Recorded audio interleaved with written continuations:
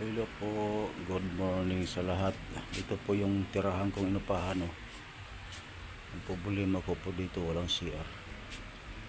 Ito sana gagawin kong Poso Negro. Yan. Tapos dito yung CR, bakbakin ko yan. CR yan dito, yung lababo ko. Kaya hirap. Yan, kalat pa nga Yan. Yan, namisa ko. Yan. Yan po. Shampoo, sabon, kape. Yan po, itong hindaan ko. Yan, hindaan ko yan. Yan, yan. Gagawin ko rin po ito. Plasteringan ko yan. Okay, kumakatas yung tubig dyan pag nag-ulan. Pagbunta rito. Yan ang gagawin kong lababo. Yan.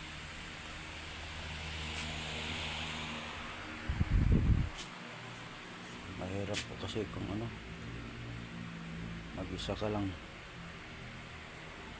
Kaya gusto ko magkaroon ng CR kasi yung bunso ko pupunta rito.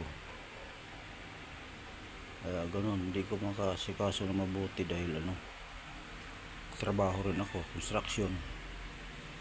Kaya hanggang doon na lang yung kita ko. Baon ng mga anak ko. Masahe pa. Kaya ganun nangyari sa akin ngayon. Siyempre, hiwalay na kami. Yung dati kong kasama. Yan. Ito po yung may naman ako, may tawag nito, tangke ng gas. Wala akong kalan, sira. Kailangan ko pa ng bibili pa sana ako ng rice cooker. Guys, mula sa trabaho ko yan, hiningi ko kasi maganda pa naman.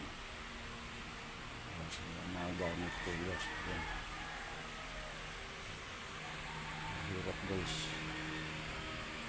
Kaya sana magkaroon ko ng pira malaki-laki, konti lang, hindi man ganong kalakihan, medyo para magkaroon ako ng Poso Negro dito. Pero pag walang CR, diba? Ayan. Ayan guys, ayusin ko pa yan guys. May dumadaan ng mga daga dyan. Hirap. Ayan.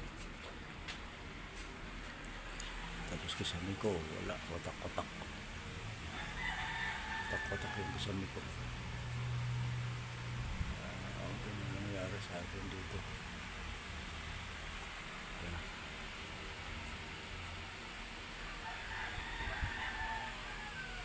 Kaya ako ng kunting halaga para magkaroon ako ng